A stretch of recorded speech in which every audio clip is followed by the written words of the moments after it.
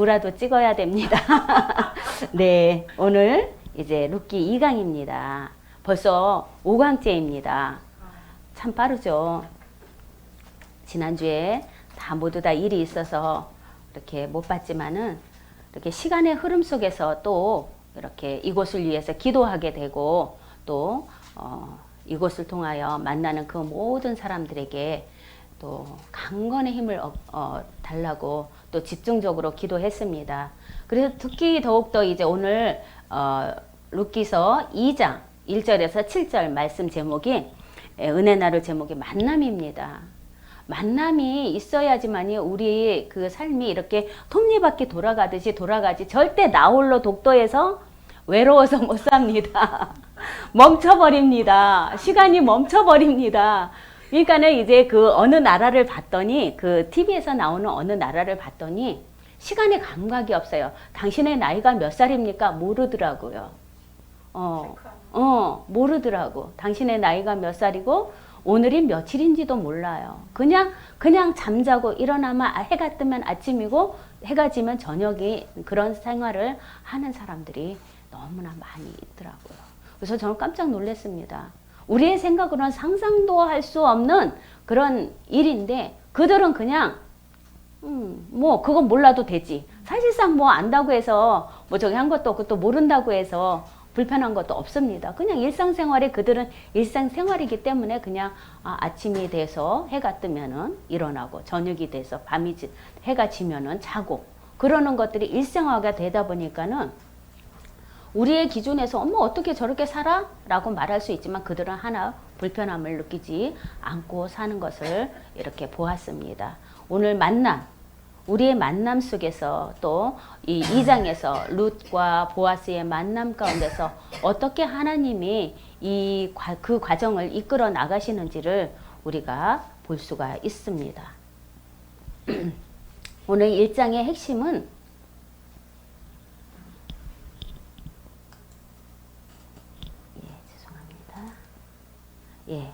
오늘 나오미 1장 1절을 보면은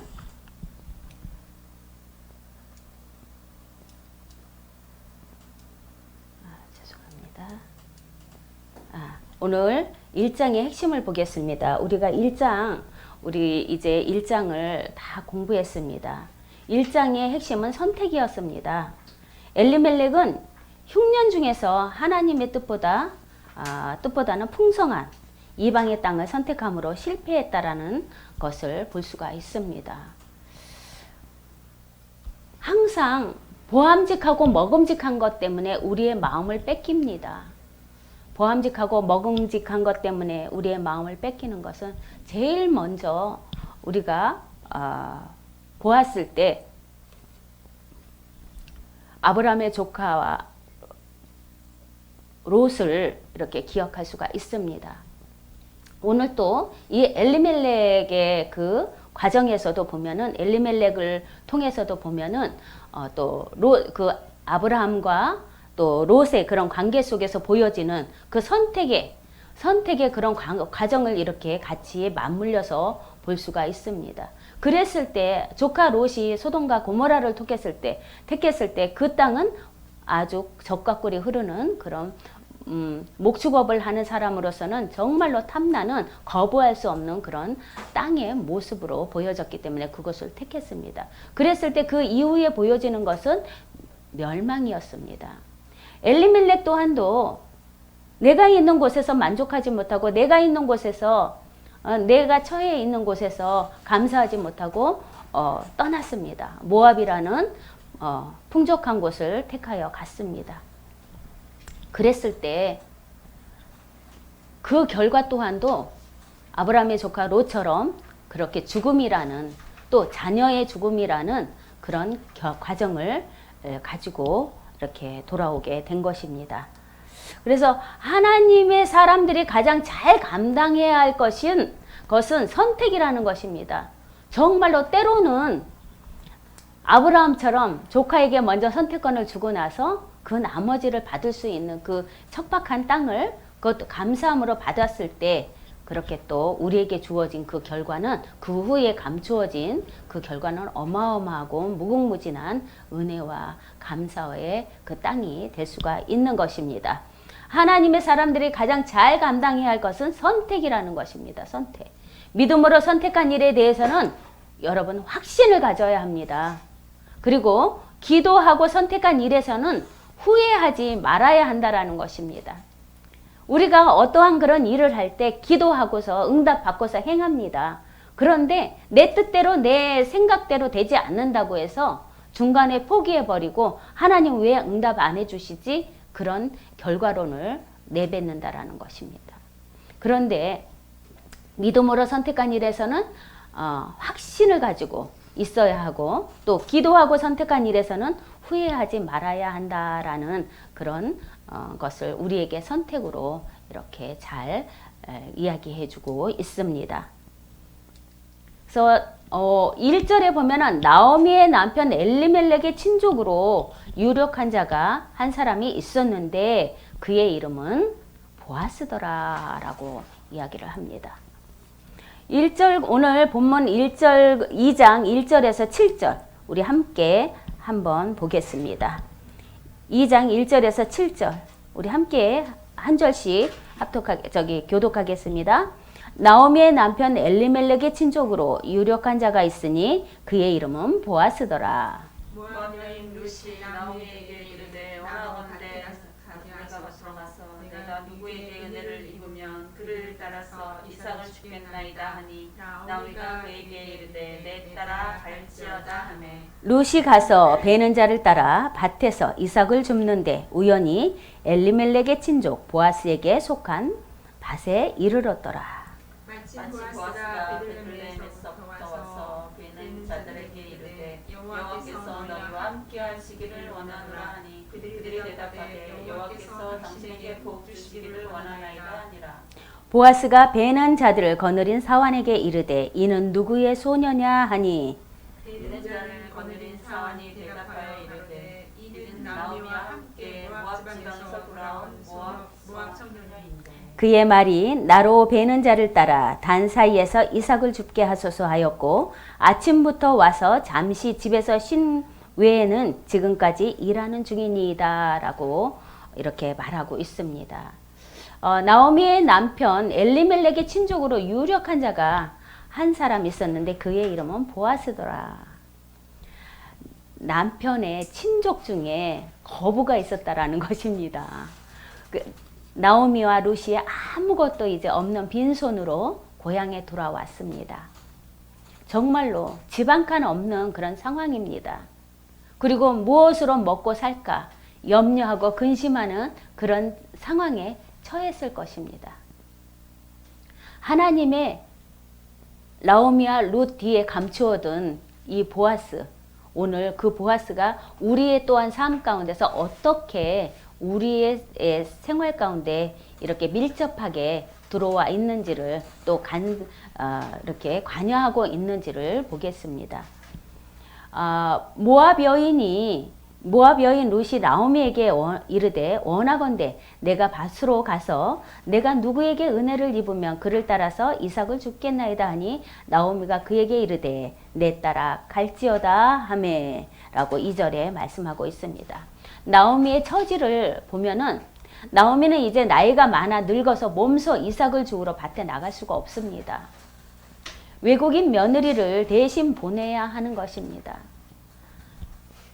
참 시어머니의 마음 또한도 그렇게 편치는 않습니다. 이방 아무도 아는 사람이 없는 낯선 땅에 와서 단지 시어머니 나 하나만 보고 이 땅에 왔는데 먹을 것이 없기 때문에 이삭을 주우러 나갈 수밖에 없는 그런 상황입니다. 왜냐하면 그 시기가 그래도 감사하게 보리 추수를 할 그런 시기였기 때문입니다. 가을 추수를 하는 그런 추수의 그런 계절이 있었기 때문에 그래도 감사한 것입니다. 그래서 내 따라 가거라. 이삭을 주우러 밭에 나가라는 말이기보다는 호의를 베푸는 사람을 만나러 가라는 기대와 소망이 들어있는 말입니다. 내 따라 가거라. 가서 인도하시는 하나님의 은혜를 입으러 나가라 라고 이렇게 보내는 그런 모습을 볼 수가 있습니다. 그래서 룻을 인도하시는 하나님의 섭리를 한번 우리 보겠습니다. 룻이 우연히 밭으로 나갔고 우연히 보아스 밭으로 갔다. 그러나 우연히 진행된 이 모든 일에 하나님의 개입이 있었다라는 것입니다. 우리는 우연이라고 하지만은 그 우연이 필연이라는 것입니다. 필연. 분명하게 그 뒤에 감추어진 하나님께서 이렇게 맞물려 놓으신 그 은혜 가운데서 하나님의 간섭하심이, 하나님의 섭리하심이 이렇게 룻을 통해서 보아스의 밭으로 가게 하신 것입니다. 룻이 보아스의 밭인 줄 알았겠습니까? 우연히 갔는데 보아스의 밭이었다라고 이렇게 말을 합니다. 그래서 하나님의 법칙에는 무엇이 따릅니까? 룻이 믿음으로 나아갔을 때 하나님의 복의 법칙이 이루어지는 것입니다. 믿음으로 나아갔을 때, 그리고 혹시 네게 은혜를 입으면 누군가가 나를 거두어주고 내 밭에 와서 이삭을 주어라 라는 그런 은혜를 입으면 이것이 하나님의 복의 법칙이라는 것입니다. 믿음으로 나아가는 것입니다. 그리고 후회하지 않는 것입니다. 혹시 내가 네게 은혜를 입으면 그 밭에서 이삭을 줄 수가 있습니다. 룻이 3절에 보면 룻이 가서 베는 자를 따라 밭에서 이삭을 줍는데 우연히 엘리멜렉의 친족 보아스에게 속한 밭이었더라라고 오늘 본문 3절에 이야기하고 있습니다. 그래서 룻이 이삭을 줍기를 하면서 세 가지의 고백이 나옵니다. 룻이 이삭을 주우면서 세 가지로 고백을 합니다. 그 첫 번째가 오늘 본문 7절에 나로 베는 자를 따라 단 사이에서 이삭을 죽게 하소서. 우리가 레위기 19장 9절에서 10절을 여러분들 한번 찾아보시기 바랍니다. 레위기 19장.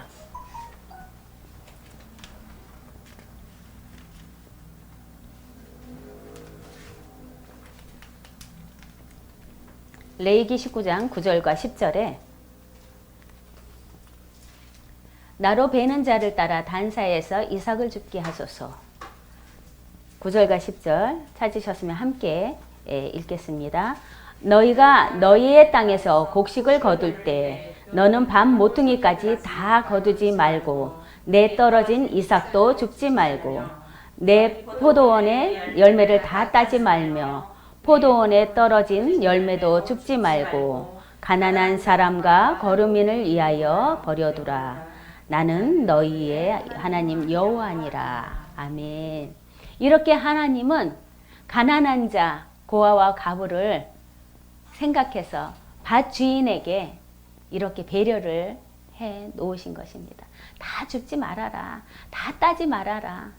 가다가도 떨어뜨려라. 그래야지 어려운 사람들이 와서 주어서 먹지 않겠느냐라는 것입니다. 하나님의 그 간섭 개입 속에는 섭리 가운데서는 하나도 버릴 게 없다라는 것입니다. 이렇게 맞물려 보면 다 그 또한도 하나님의 그 섭리 가운데 이렇게 톱니바퀴가 운행되어 가고 있음을 볼 수가 있습니다. 그리고 10절에 본문 10절에 보면 룻기 10절에 보면 2장 10절에 보면은 룻이 땅에 엎드려 절하며 그에게 이르되 나는 이방 여인이거늘 늘 당신이 어찌하여 내게 은혜를 베푸시나이까 라고 그렇게 말하고 있습니다. 나는 이방 여인인데 당신이 어찌하여 내게 은혜를 베푸시나이까 라고 룻이 이삭을 주우면서 그렇게 두 번째 고백을 하는 것입니다. 그리고 세 번째는 13절 룻이 이르되 내 주여 내가 당신께 은혜를 입기를 원하나이다 하니 나는 당신의 하녀 중에 하나와도 같지 못하오나 당신이 이 하녀를 위로하시고 마음을 기쁘게 하시는 말씀을 하셨나이다 하니라 라고 이렇게 룻이 이삭을 주우면서 이렇게 세 가지의 그런 말씀의 고백을 하는 것을 볼 수가 있습니다. 룻이 가로되 내 주여 내가 당신께 은혜를 입기를 원하나이다. 나는 당신의 시녀와 같지 못하오나 당신이 이 시녀를 위로하시고 마음을 기쁘게 하신 말씀을 하셨나이다 라고 했습니다. 이곳에서 이삭을 주우라고 보아스가 룻에게 이렇게 말을 했기 때문입니다. 그래서 우연은 그가 간 곳은 우연히도 친족 보아스의 밭이었다라고 말합니다. 드러내지 않으시고 인도하시는 하나님의 세밀하신 역사가 드디어 조금씩 보이기 시작을 하는 것입니다. 우연히 간 곳이 그가 룻이 우연히 갔지만은 그 또한도 드러나지 않으시고 인도하시는 하나님의 세밀하신 역사가 그 안에 숨겨져 있음을 볼 수가 있습니다. 그래서 보아스로 듣게 된 축복의 음성을 우리는 또 하나님의 음성으로 들을 수 있기를 바랍니다. 보아스가 룻에게 그렇게 말을 합니다. 본문 8절에 보면은 보아스가 룻에게 이르되 내 딸아 들으라. 이삭을 주우러 다른 밭에 가지 말며 여기서 떠나지 말고 나의 소녀들과 함께 있으라. 왜냐하면은 엘리멜렉의 죽은 시아버지 엘리멜렉의 친족이기 때문에 저 소녀가 누구의 며느리냐라고 했을 때 나오미의 엘리멜렉의 아내 나오미의 며느리다. 모압 땅에서 온 며느리라라고 신분을 밝혔기 때문에 그러면은 보아스와의 그런 친족의 그런 관계를 맺고 있기 때문에 이렇게 또 보아스가 룻에게 친절을 베푸는 모습을 볼 수가 있습니다. 보아스로 듣게 된 축복의 음성은 보아스가 룻에게 이르되 내 딸아 들으라. 이삭을 주우러 다른 밭에 가지 말고 여기서 떠나지 말고 나의 소녀들과 함께 있으라 라고 8절에 이렇게 또 룻의 귀에 이렇게 또 하나님의 은혜의 말씀을 듣게 하신 것입니다. 그리고 두 번째는 소년들이 건드리지 아니하고 너를 보호할 것이다 라고 말합니다. 또 울타리를 쳐주는 것입니다. 내가 너를 보증하니까 여기서 일하는 거친 소년들이 너를 해하지 못하도록 보호해 줄게 라고 그렇게 이야기를 하는 것입니다. 세 번째는 목마르거든 소년들이 길러온 물들을 마시고 라고 말합니다. 이리로 와서 떡을 먹으라 라고 또 본문 14절에 이야기하고 있습니다. 소년들이 건드리지 아니하고 너를 보호할 것이고 목마르거든 소년들이 길러온 물을 마실 것이고 이리로 와서 함께 떡을 먹으라 라고 우리에게 또 룻에게 보아스가 이렇게 친절을 베푸는 그런 모습을 볼 수가 있습니다. 그래서 뜻하지 않게 일어나는 일을 세상 사람들은 우연이라고 합니다. 뜻하지 않게 일어나는 일들. 사람들은 우연히 일어나는 일이 좋으면은 행운, 행재라고 세상 사람들은 말합니다. 그것이 괴로운 일이면 불운, 재수없다라고 합니다. 그래서 사람들은 운명과 팔자를 말합니다. 팔자가 그래. 세상 사람들이 뭐라고 합니까? 저가 나옴이 맞냐? 저가 즐거움이었던, 유쾌했던, 기쁨이었던 나옴이 맞냐? 라고 나오미가 고향 땅으로 들어왔을 때 그를 알아본 자들이 그렇게 말하는 것입니다. 그 말의 뜻은 야유가 들어있는 것입니다. 저렇게 예전에 그렇게 잘 나갔던 사람이 고관대작의 부인이 거지가 돼갖고 돌아왔네? 라고 하면서 저게 그 예전에 나옴이 맞냐? 라고 하면서 야유를 보내는 그런 모습을 볼 수가 있습니다. 뜻하지 않게 일어나는 일을 세상 사람들은 우연이라고 합니다. 사람들은 우연히 일어나는 일이 좋은 일이면 행운이 왔어, 행재했어 라고 말합니다. 그러면서 좋지 않은 일이 생겼을 때는 운명과 팔자로 이렇게 자기를 회피하는 것입니다. 내 팔자가 그래, 내 운명이 그래. 그리스도 안에서는 팔자가 없다라는 것입니다. 그리스도 안에서는 팔자가 바뀌어 버리는 그런 은혜가 있습니다. 무에서 유를 창조하신 하나님께서 말씀으로 우리의 묶였던 그 모든 결박을 다 풀어냈기 때문에 어떠한 것에 운명과 팔자에 우리는 묶여서도 안 된다라는 것입니다. 오직 예수 그리스도 안에서 하나님이 주신 은혜를 이 땅에서 마음껏 누리고 정복하고 다스리고 살아야 할 일밖에는 없다라는 것입니다. 그리고 우리를 창조하신 그 이유는 하나님을 영화롭게 하기 위해서 우리를 창조하셨기 때문에 주님을 높이 찬양하는 그 일밖에는 없다라는 것입니다. 그래서 하나님의 섭리를 보면은 하나님께서 룻을 보아스 집으로 인도하셨습니다. 그리고 또 룻이 우연히 간 곳이 바로 보아스의 밭이라 한 것은 룻이 계획한 일이 아니었다라는 것을 뜻하고 있습니다. 그리고 친족을 보면은 친족은 기업을 물을 책임이 있는 혈연관계에 있는 사람을 가리킵니다. 그래서 선하신 유력자, 힘과 재산이 있다고 해도 그것은 그 사람의 인품이나 가치관에 따라서 사람을 살리는 것이 되기도 하고 또는 죽이는 것이 되기도 합니다. 힘이 있다고 해서 다 장사가 아닙니다. 보이지 않는 그런 말에 그 부드러운 말이 제일 강한 힘이라는 것입니다.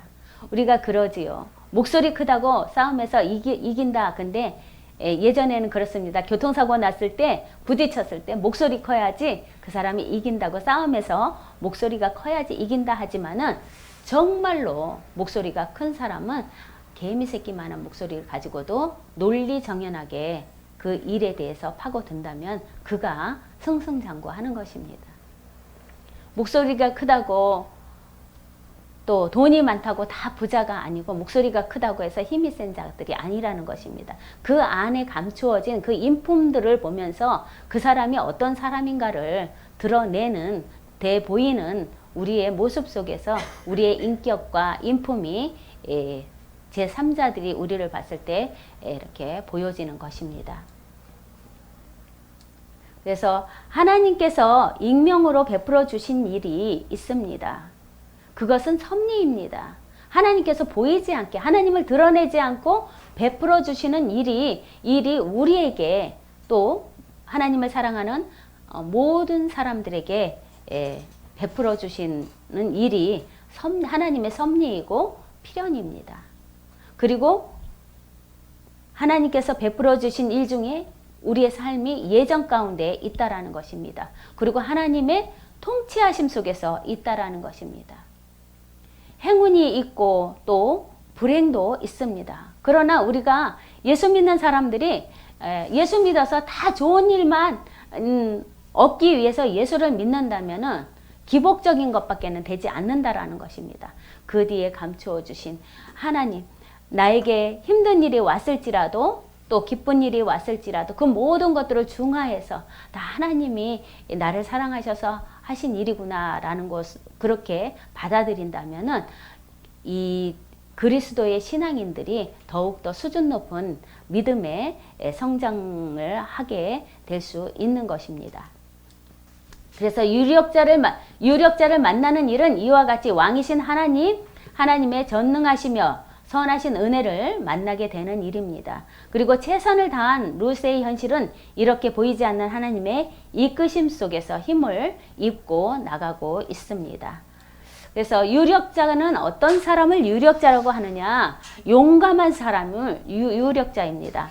남의 이목을 받고 존경을 받을 만큼 능력이 있는 사람입니다. 그리고 재물이 조금 있어야 합니다.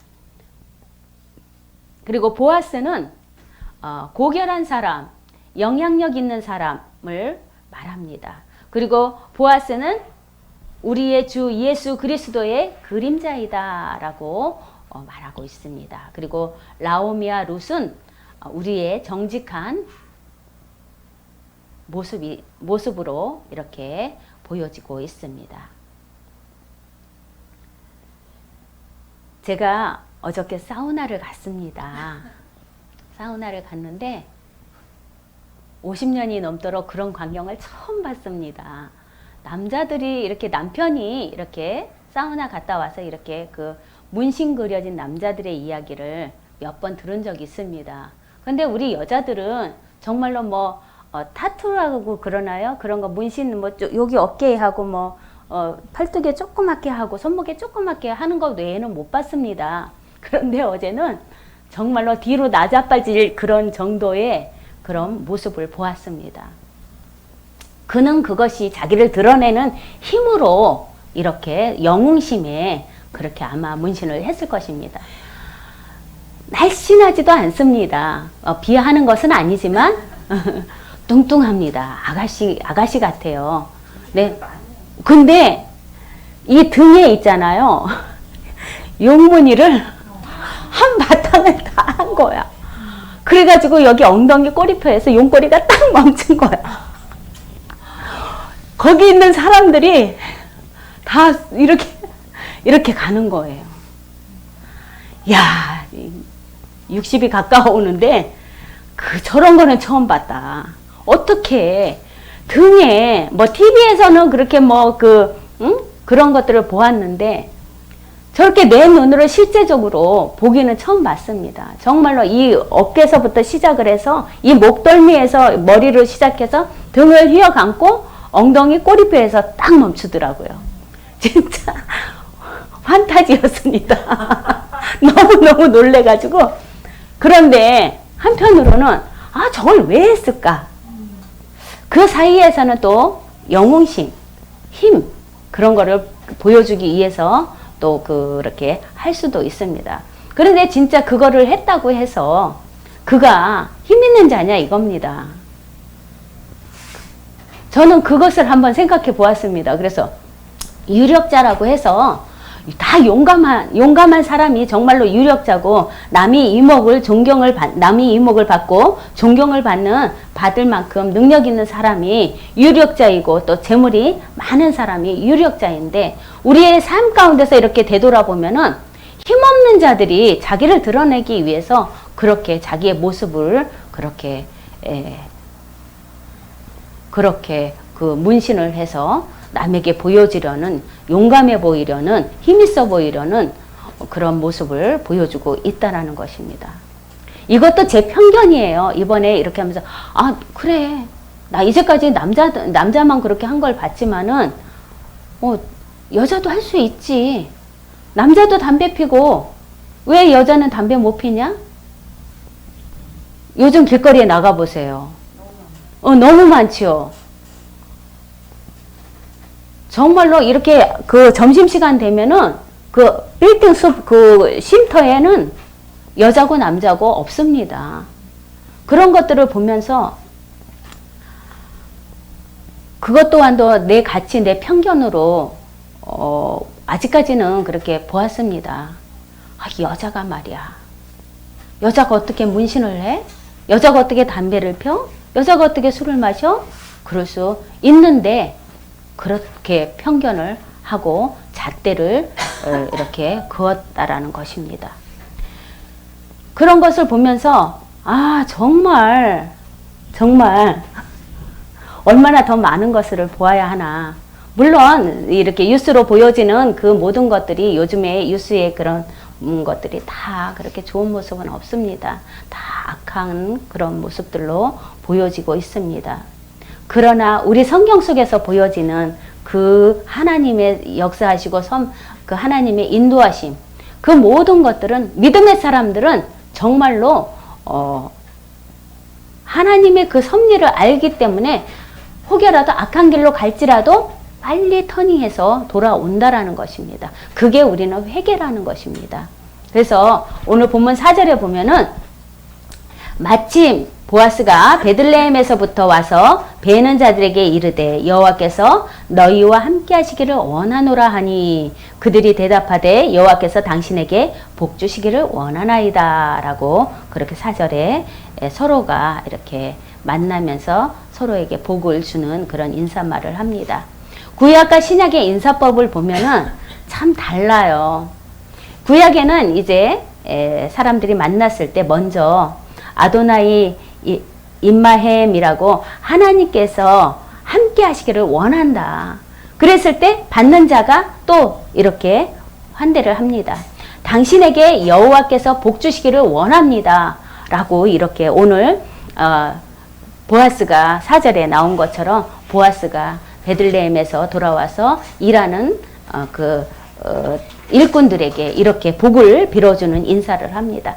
하나님께서 함께 하시기를 원한다.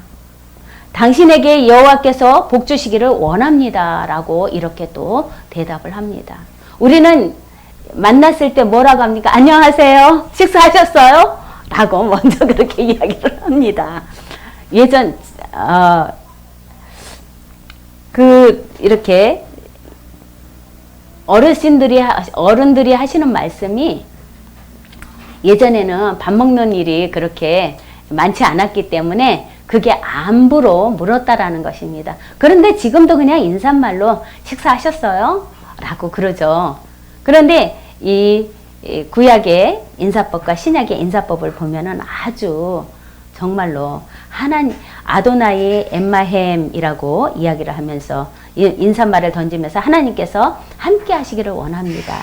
당신에게 여호와께서 복 주시기를 원합니다. 라고 그렇게 인사를 주고 받는 것입니다. 그리고 헬라의 인사법을 보면은 크리스토스 아네스티 그리스도가 부활하셨습니다. 라고 먼저 인사말을 던지면 알레소스 아네스티 정말로 부활하셨습니다. 라는 그런 인사말을 서로가 주고받는다고 합니다. 우리가 만났을 때 샬롬 하는 것처럼 샬롬 샬롬 하는 것처럼 우리 그리스도인들의 인사법은 달라야 하는 것입니다. 샬롬 샬롬 하나님의 평안이 당신에게 있기를 원합니다. 라고 이제 그렇게 인사하시기를 바랍니다. 여호와 이레 본문 4절에 보면은 하나님께서 그곳에 계셨다라는 것입니다. 막막한 심정으로 갔으나 그곳에서 하나님께서 먼저 가셔서 룻을 기다리고 계셨다라는 것입니다. 여호와 이레 하나님이 그곳에 계셨다라고 4절에 이렇게 봅니다. 그래서 5절에 보면은 보아스가 추수하는 일꾼들을 감독하는 사환에게 물었습니다. 이제 베들레헴에서 돌아와서 추수하는 그 밭에서 이렇게 일하는 사람들을 보아스가 밭 주인이 이렇게 한번 이렇게 뺑 둘러보겠죠. 그런데 유난히 열심히 일하는 그런 소녀를 발견했습니다. 사환에게 보아스가 물어보았습니다. 이는 누구의 소녀냐? 누구의 소녀기에 저렇게 쉬지도 않고 이렇게 이삭을 줍느냐라고 묻습니다. 베는 자들을 거느린 사환이 대답하여 이르되 이는 나오미와 함께 모압 지방에서 돌아온 모압 소녀인데 라고 나오미의 며느리를 보아스에게 소개를 합니다. 그래서 사환은 어떤 역할이냐라는 것을 6절에서 이 사환이라는 사람은 어떤 일을 하느냐를 보겠습니다. 사환에 해당되는 나아르는 노예나 종과 다른 자로서 독립된 가정을 그렇게 가진 심부름꾼이나 또 시종을 가리키는 것입니다. 그래서 노예와 종하고는 사환은 다르다라는 것입니다. 독립된 가정을 가진 사람이라는 것입니다. 그래서 열심히 일하는 룻의 모습을 보아스가 보게 하신 하나님입니다. 룻은 열심히 일했습니다. 이삭을 하나라도 더 주어야 시어머니 나오미를 섬길 수 있기 때문입니다. 나 혼자라면은 그렇게 하겠습니까? 또 내 뒤에 계시는 시어머니를 생각해서 또 부모를 공경하는 그런 마음, 공양해야 하는 그런 마음에서 이렇게 룻이 열심히 이삭을 줍는 모습을 보게 됩니다. 세상에서 가장 불행한 사람은 여러분은 어떤 사람이겠습니까? 목자 없는 양과 같은 자입니다. 세상에서 가장 불행한 사람은 목자 없는 양과 같은 자, 그리고 또 추수하되 추수의 주인을 알지 못하는 자가 세상에서 제일 불쌍하다라고 그렇게 말을 합니다. 그래서 열심히 일하는 자에게 주시는 하나님의 복이 무엇이냐? 열심히 일하는 자에게 주시는 하나님의 복은 믿음으로 받침을 이렇게 딱 받쳐 주어야 한다라는 것입니다.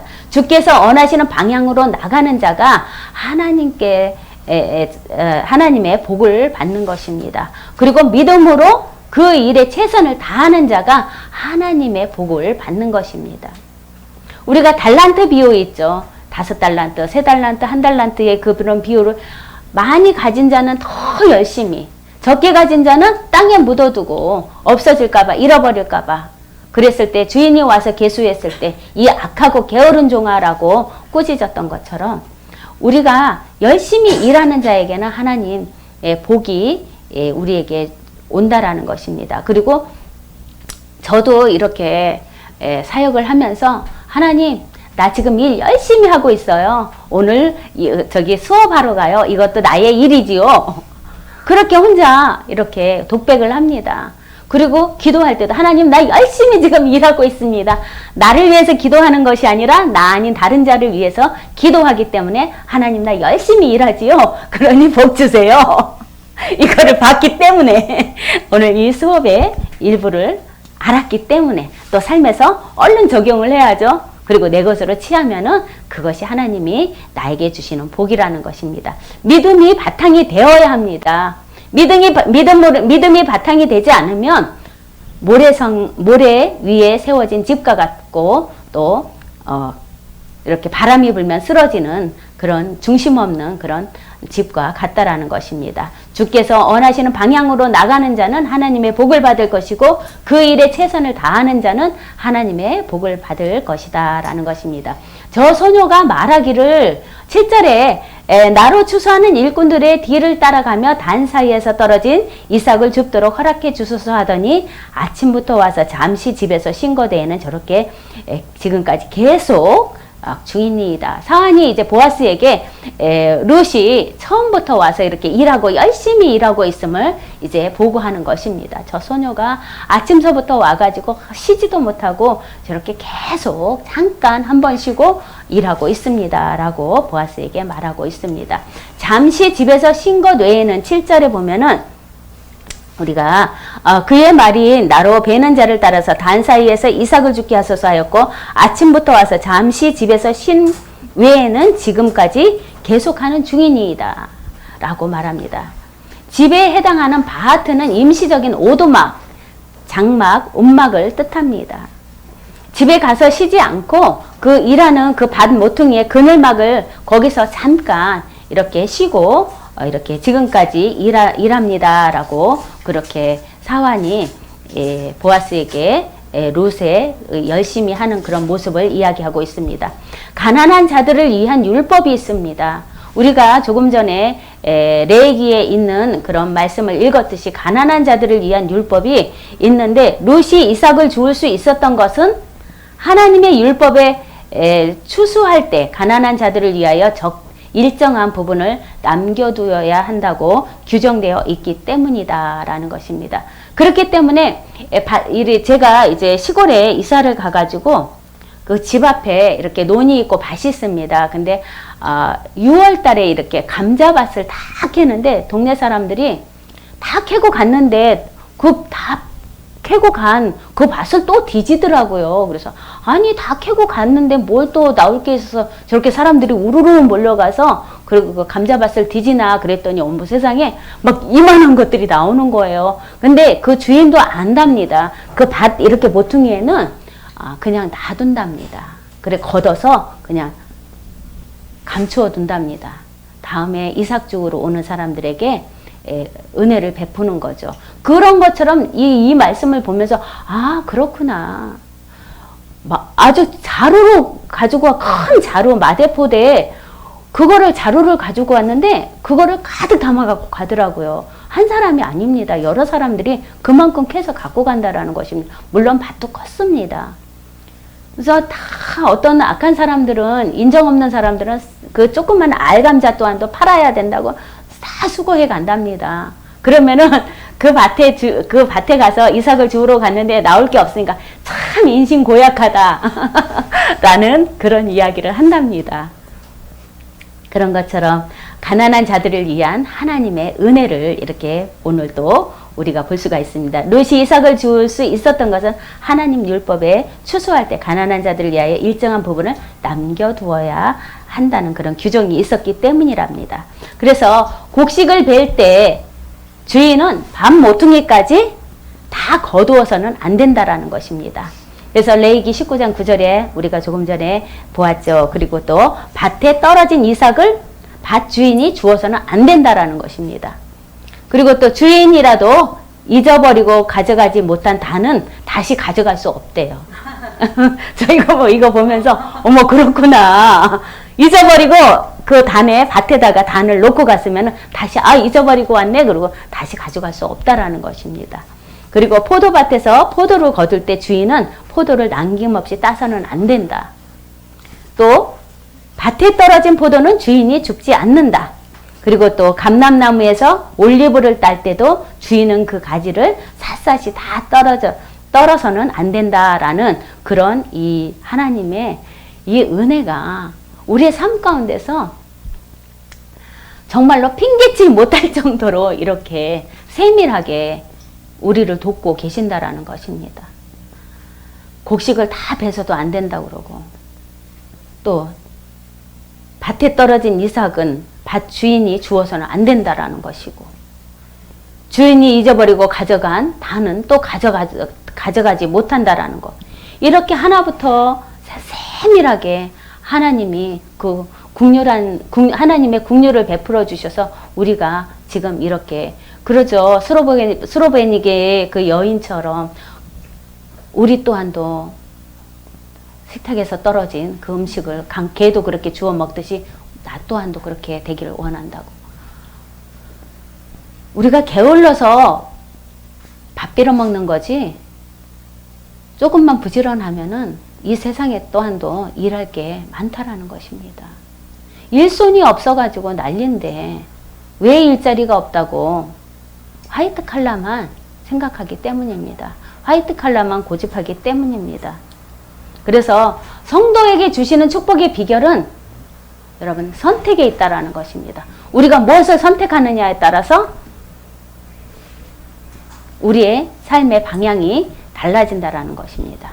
그리고 두 번째는 만남입니다. 오늘 룻기 2장 1절에서 7절의 말씀의 주제처럼 만남을 통해서 하나님이 이렇게 또 서로 교제할 수 있도록 해주시고 또 만남을 통해서 형제 자매의 그런 교제를 나눌 수 있게 해주시는 그런 은혜가 오늘 이 모든 것들이 하나님의 성도에게 주신 축복의 비결은 선택과 만남에 있다라는 것을 오늘 말씀해 주고 있습니다. 이렇게 룻기 2장 1절에서 7절을 가지고 제 5강을 수업을 했습니다. 우리의 삶 가운데서 정말로 하나님이 우리를 통해서 어떠한 그런 일들을 계획해 놓으셨는지 한번 여러분들 기대해 보시기 바랍니다. 아멘. 이렇게 수업 마칩니다. 감사합니다. 네, 감사합니다. 이상하다.